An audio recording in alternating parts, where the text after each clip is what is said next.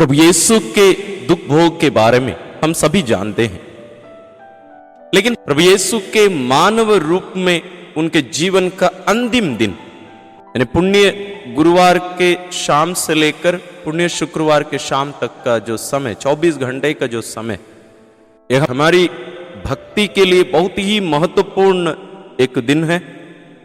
इस एक दिन के बारे में, यीशु के इस अंतिम दिन के बारे में हम मनन करेंगे। यीशु के दुख भोग और मृत्यु के दिन के बारे में हम जानते हैं और वो कहलाता है गुड फ्राइडे, पुण्य शुक्रवार। लेकिन पुण्य शुक्रवार गुड फ्राइडे के पहले यीशु के साथ क्या हुआ था, और यह इसलिए हमारे लिए महत्वपूर्ण भी है। हमारे चर्चेस में, विशेष रूप से कैथोलिक कलीसिया में, हम देखते हैं कि पुण्य गुरुवार जो शाम का मिसा बलिदान होता है, जहां हम प्रभु यीशु के अंतिम भोज का स्मरण करते हैं, उसका त्योहार मनाते हैं। उस त्योहार में हम पवित्र यूकरिस्ट एवं पुरोहिताई संस्कारों की स्थापना का भी हम त्योहार मनाते हैं।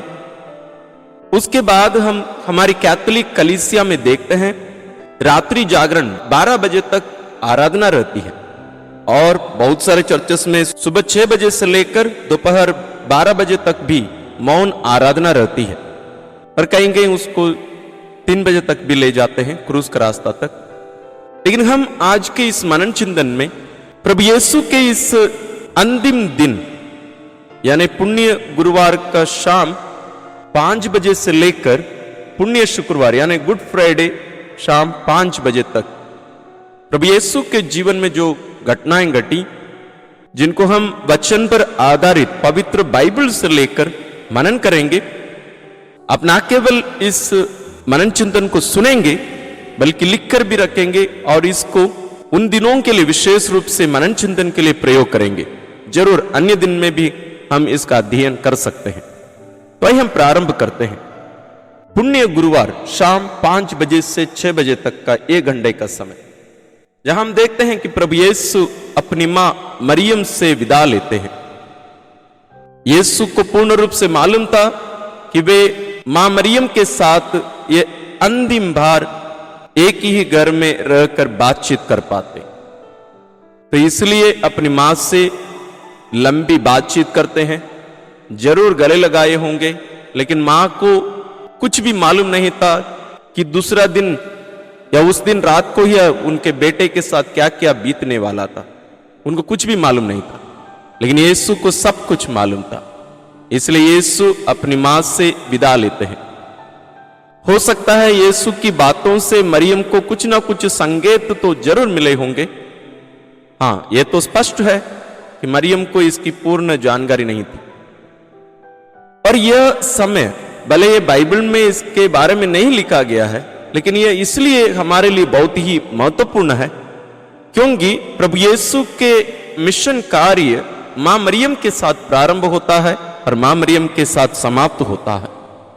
मतलब प्रभु यीशु का शरीर धारण मरियम के गर्भ से प्रारंभ होता है, और वो मिशन कार्य वो क्रूस पर समाप्त होता है, और वहां क्रूस के नीचे यीशु की मां खड़ी रहती है।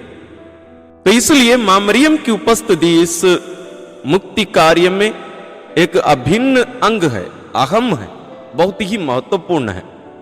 और इस मनन चिंतन में भी हम मां मरियम को अपने साथ ले चले तो शायद हमारा मनन चिंतन और बेहतर होगा, और भक्तिमय होगा, और फलदायी होगा। तो इसलिए मां मरियम को हम पहले ही इस घड़ी में याद करते हैं।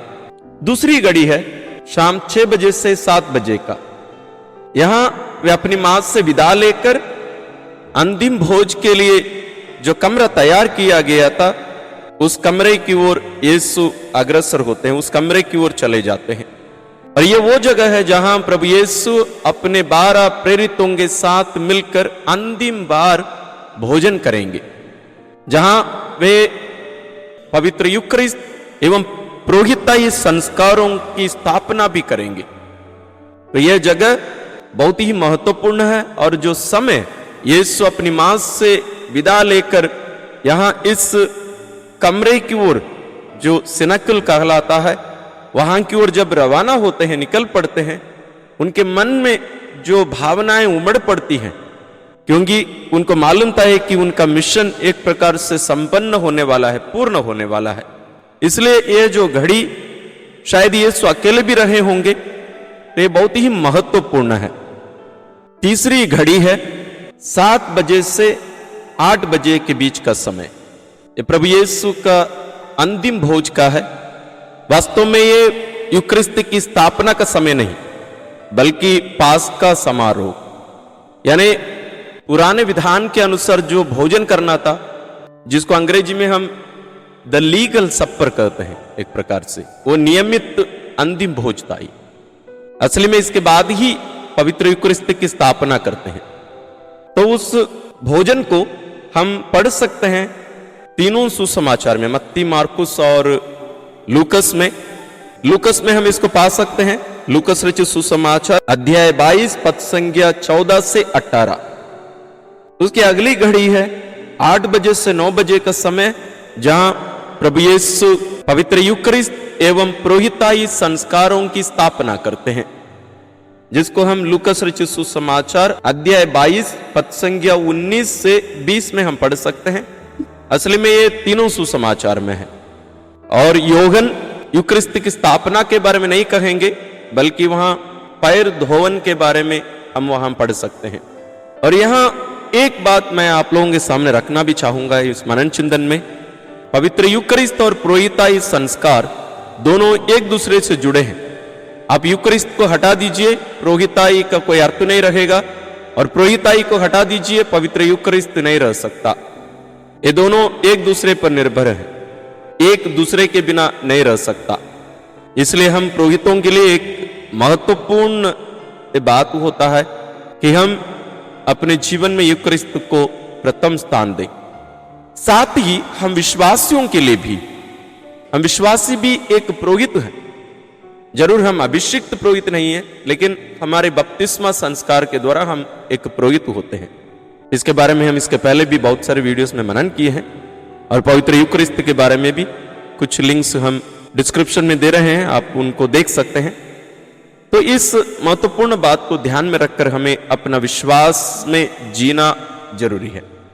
इसके बाद का समय आता है रात 9 से 10 बजे का समय, जो हम मत्ती अध्याय 26 पद संख्या 36 से लेकर 41 में हम पढ़ सकते हैं, जहां हम देखते हैं कि वे अपने शिष्यों से कहेंगे कि आप लोग यहीं रह जाओ, और अपने साथ केवल 3 शिष्यों को, पेतरुस, योहन और उनके भाई याकूब को अपने साथ लेकर वो गेत्सेमनी बागी में प्रवेश करते हैं।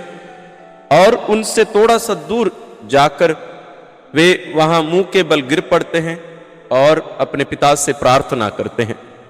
और उस पहली प्रार्थना में इस प्रकार यीशु प्रार्थना करते हैं, मेरे पिता, यदि हो सके तो यह प्याला मुझसे टल जाए, फिर भी मेरी नहीं बल्कि तेरी ही इच्छा पूरी हो। और उसके बाद हम देखते हैं कि यीशु अपने शिष्यों के पास जाते हैं, वे गहरी नींद में रहते हैं। तो तब यीशु उनको जगाकर उनसे प्रार्थना करने के लिए आह्वान करते हैं, क्या तुम लोग घंटे भर भी मेरे साथ नहीं जाग सके? जागते रहो और प्रार्थना करते रहो, जिससे तुम परीक्षा में ना पड़ो। आत्मा तो तत्पर है, परंतु शरीर दुर्बल। इसके बाद हम जाते हैं गेत्सेमनी बागी में यीशु की प्रार्थना का दूसरा भाग, जहां हम देखते हैं कि यीशु पुनः वापस जाकर पिता से प्रार्थना करते हैं, और उसी समय उनका पसीना लहू के बूंदों के रूप में गिरने लगता है। और यीशु प्रार्थना दोहराते हैं, मेरे पिता, यदि यह प्याला मेरे पिए बिना नहीं टल सकता तो तेरी ही इच्छा पूरी हो। तो ये यीशु की प्रार्थना रहती है दूसरी बार। और फिर अपने शिष्यों के पास जाते हैं, शिष्य लोग सोए रहते हैं, तो दूसरी बार यीशु उनको जगाते नहीं है। और गेत्सेमनी बागी में उनकी प्रार्थना की तीसरी भाग आता है 11 बजे से 12 बजे तक, जो हम मत्ती रचित सुसमाचार अध्याय 26 पद संख्या 44 यानी 44 में हम देख सकते हैं, जहां यीशु ऐसे प्रार्थना करते हैं, वे उन्हें छोड़कर फिर गए और उन्हीं शब्दों को दोहराते हुए उन्होंने तीसरी बार प्रार्थना की। कौन से शब्दों को? जो वचन हम इसके पहले पढ़े थे, जो पद संख्या 42 में लिखा हुआ है, मेरे पिता यदि यह प्याला मेरे पिए बिना नहीं टल सकता तो तेरी ही इच्छा पूरी हो। इस प्रकार हम गेत्सेमनी बागी में देखते हैं यीशु की 3 घंटे की प्रार्थना, 9 से लेकर 12 बजे तक, 9 से 10, 10 से 11, 11 से 12। तो जब हम उस दिन की आराधना, रात की आराधना भी हम जब करते हैं, इस समय को हम बांट कर रखकर यीशु के साथ रहने का वो अनुभव हम कर सकते हैं। और 12 और 1 बजे के बीच के समय में यीशु की गिरफ्तारी होती है। यीशु को उन लोग गिरफ्तार करके ले जाते हैं, जिसको हम चारों सुसमाचार में पढ़ सकते हैं।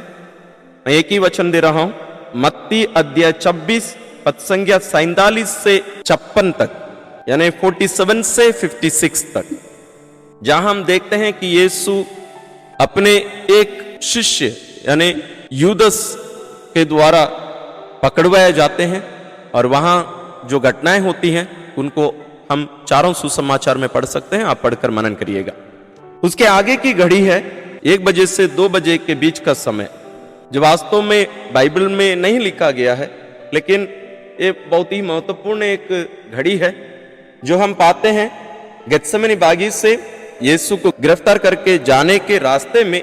एक विशेष जगह है जो हम पाते हैं योहन अध्याय 18 पद संख्या 1 में। यह सब कहने के बाद ईसा अपने शिष्यों के साथ गेदरोन नाले के उस पार गए। वहां एक बारी थी, उन्होंने अपने शिष्यों के साथ उसमें प्रवेश किया। यानी यहां यह बात स्पष्ट है, यीशु उस केदरोन नाला पार करके उस गेत्सेमनी बारी में प्रवेश किए थे। तो वापस लौटते समय, यानी गिरफ्तार किए जाकर लोगों के साथ जाते समय, यह कहा जाता है कि यीशु वहां गिरा दिए गए थे, क्योंकि उनको आराम से ऐसे चलाकर नहीं लेके गए, लोग उनको बांध कर खींच कर लेके जा रहे थे। तो बहुत सारे हमारे संत लोग जिनको यीशु भी दर्शन दिए हैं, और हमारे प्रारंभिक कलीसिया की जो लेख हैं जो वास्तव में बाइबल में नहीं है, उनमें हम पाते हैं कि यीशु को वहां उस केदरोन नाले में गिराकर उन्हें खींचा गया था, क्योंकि उन लोग सब यीशु के ऊपर बहुत ज्यादा गुस्से में थे। तो दोनों हाथ यीशु का बंधा हुआ था, तो यीशु खींचे जाने के कारण वहां उस नाले में जो दर्द यीशु सहे, उसको हम इस घड़ी में याद करते हैं। उसकी अगली घड़ी है 2 बजे से 3 बजे का समय, जहां हम देखते हैं कि यीशु अन्नास के सामने पेश किए जाते हैं, जिसको हम देख सकते हैं योहन रचित सुसमाचार अध्याय 18 पद संख्या 13 और 14। उसके आगे की घड़ी है 3 से 4 का समय, जहां हम देखते हैं कि यीशु कैफस के सामने पेश किए जाते हैं। तो हम पा सकते हैं मत्ती अध्याय 26 पद संख्या 57 से लेकर 66, 57 से 66।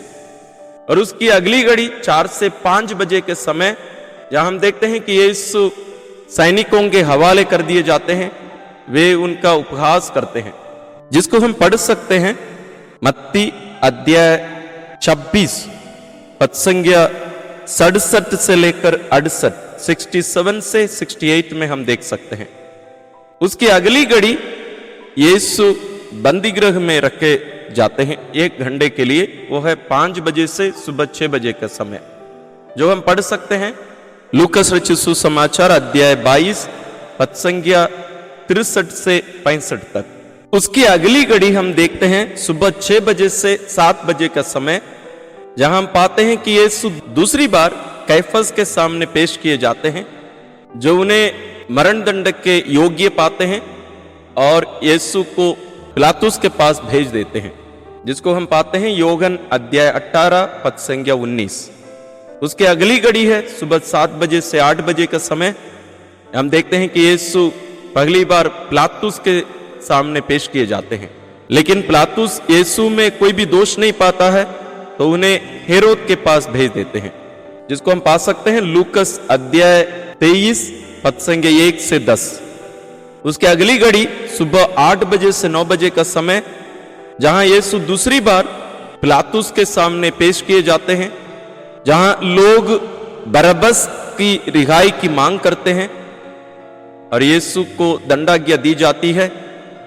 और यहां हम प्रभु यीशु जो कोड़े लगाए गए थे उस भयानक घटना को हम इस घड़ी में याद करते हैं, जिसको हम पा सकते हैं लूकस अध्याय 23 पद संख्या 11 से 25। उसके अगली घड़ी है 9 से 10 के बीच का समय, जहां हम देखते हैं कि यीशु के सिर पर कांटों का मुकुट रखा जाता है और यीशु को पिलातुस लोगों के सामने पेश करते हैं, ये कहकर यह है वह मनुष्य, जिसको हम पा सकते हैं मार्कुस अध्याय 15 पद संख्या 16 से 20। उसके अगली घड़ी है सुबह 10 बजे से लेकर 11 बजे का समय, जहां हम देखते हैं कि यीशु अपना क्रूस उठाकर कलवारी की ओर जाते हैं। यह हम पा सकते हैं योहन अध्याय 19 पद संख्या 17 से 24। वास्तव में ना केवल ये एक एक सुसमाचार में है, वास्तव में चारों सुसमाचार में, लेकिन कुछ बातें कोई सुसमाचार में ज्यादा विस्तार रूप से दिया गया है तो अन्य सुसमाचार में छोटे रूप में दिया गया है। इसके आगे का समय है सुबह 11 बजे से दोपहर 12 बजे का समय, जहां यीशु निर्वस्त्र कर दिए जाकर क्रूस पर मारे जाते हैं, जिसको हम मत्ती अध्याय 27 पद संख्या 35 और अन्य तीनों सुसमाचार में हम देख सकते हैं। 12 से 1 बजे का दोपहर का समय हम क्रूसित प्रभु के दुख भोग का, क्रूस में ही उनके दुख भोग की पहली घड़ी को याद करते हैं। इस घड़ी में हम देखते हैं कि यीशु बहुत कम बोलते हैं, लेकिन ये जो कथन है अलग अलग लोगों से कहा गया है। इसके बारे में हम इसके पहले एक वीडियो बनाए हैं, प्रभु यीशु के अंतिम 7 वचन। उसका पहला हम देख सकते हैं लूकस रचित सुसमाचार अध्याय 23 पद संख्या 34 में 23:34 में ये लिखा है, पिता इन्हें क्षमा कर क्योंकि ये नहीं जानते कि क्या कर रहे हैं। उसकी अगली घड़ी है दोपहर 1 बजे से लेकर दोपहर 2 बजे के बीच का समय। इसमें भी हम उनके उस भयानक दर्द को अनुभव कर सकते हैं और इस बीच में भी यीशु कुछ वचन बोले हैं। तो क्रूसित प्रभु का दूसरा वचन है, मैं तुमसे यह कहता हूं कि तुम आज ही परलोक में मेरे साथ होगे। और मैं आप लोगों से कह दूं, इन सब के बारे में हम इसके पहले भी मनन किए हैं, इन 7 वचनों का। उसका लिंक हम नीचे डिस्क्रिप्शन में दे रहे हैं, आप उनको भी देख सकते हैं। और ये वचन हम पाते हैं लूकस रचित सुसमाचार अध्याय 23 पद संख्या 43 में 23:43। और इसी के अंतर्गत हम तीसरा वचन भी सुनते हैं, यह है, वे अपनी माता से कहते हैं, भद्रे यह आपका पुत्र है। और अपने प्रिय शिष्य से कहते हैं, यह तुम्हारी माता है। इसको हम पा सकते हैं योहन रचित सुसमाचार अध्याय 19 पद संख्या 26 और 27। और चौथा वचन भी हम इसी दूसरी घड़ी में ही देखते हैं, वो है, मेरे ईश्वर तूने मुझे क्यों त्याग दिया है। मत्ती अध्याय 27 पद संख्या 46 27:46। क्रूसित प्रभु के क्रूस पर तीसरी घड़ी में हम 2 बजे से लेकर 3 बजे के समय पर मनन करते हैं, जहां हम देखते हैं कि यीशु भयानक दर्द में ना तो चिल्ला सकते, ना रो सकते, ना ठीक से सांस ले सकते हैं। उस भयानक दर्द का अनुभव करते हुए यीशु आखिरी 3 वाक्य क्रूस से कहते हैं। तो 5वां वाक्य इस प्रकार है, मैं प्यासा हूं। योहन रचित सुसमाचार अध्याय 19 पद संख्या 28। और उसके बाद 6वां है, सब पूरा हो चुका है। योहन अध्याय 19 पद संख्या 30। और आखिरी वचन, उनकी मृत्यु के पहले आखिरी वचन यह था, पिता मैं अपनी आत्मा को तेरे हाथों सौंपता हूं। लूकस अध्याय 23 पद संख्या 46। और ये कहकर यीशु अपना प्राण त्याग देते हैं, हमारे लिए अपना प्राण अर्पित कर देते हैं। तो इस प्रकार हम देखते हैं कि यीशु क्रूस पर 3 घंटों तक भयानक दर्द सहकर अपना प्राण अपना जीवन आपके लिए और मेरे लिए कुर्बान किए, बलि चढ़ाए। तो जब हम इन बातों को ध्यान में रखकर मनन कर सकते हैं तो शायद हमारे लिए गुड फ्राइडे केवल एक दिन नहीं, हमारे हर दिन का ये जो जीवन है, हम यीशु के इस प्रेम को अनुभव करके हम जीने पाएंगे। यीशु की मृत्यु के बाद, यानी यीशु की मृत्यु लगभग 3 बजे हुई थी। 3 से 4 बजे का जो समय है, हम देखते हैं कि यीशु के बगल को छेदित किया गया था। ये क्योंकि उस दिन पास्का का त्योहार था, तो वे नहीं चाह रहे थे कि लाश या कोई भी दंडित व्यक्ति क्रूस पर टंगे रहे। इसलिए उन लोग प्रमाणित करने के लिए या लोगों को मार देने के लिए उनके टांगों को तोड़ देते थे। लेकिन जब यीशु के पास आए तो वे देखे कि यीशु पहले ही मर चुके थे। लेकिन ये इसको प्रमाणित करने के लिए, स्पष्टीकरण के लिए, एक सैनिक ने उनके बगल में भाला मारा, जिसको हम पढ़ सकते हैं योहन अध्याय 19 पद संख्या 31 से 36 के बीच में। 34 में लिखा है, लेकिन एक सैनिक ने उनकी बगल में भाला मारा और उसमें से तुरंत रक्त और जल बह निकला।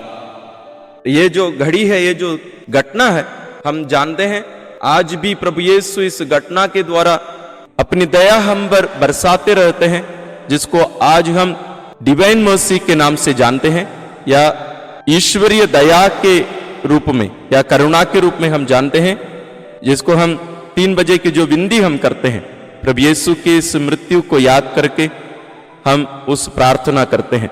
तो इस घड़ी हम उस प्रार्थना को भी, उन बातों को जो प्रभु यीशु स्वयं संत फौस्तीना को दर्शन देकर बताए थे, हम उस प्रार्थना को इस घड़ी हम कर सकते हैं। विशेष रूप से चालीसा में और कहीं कहीं हर दिन लोग 3 बजे के समय ये प्रार्थना अपने घरों में या चर्चेस में करते हैं। आप भी इसको करने की कोशिश करिए।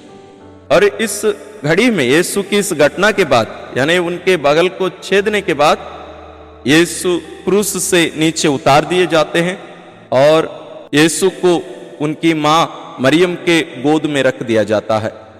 और हम जान सकते हैं कि मरियम कितने दुख के साथ अपने पुत्र को गले से लगाकर, शायद आखिरी बार गले से लगाकर कितनी रोई होगी, कितना दुख सही होगी।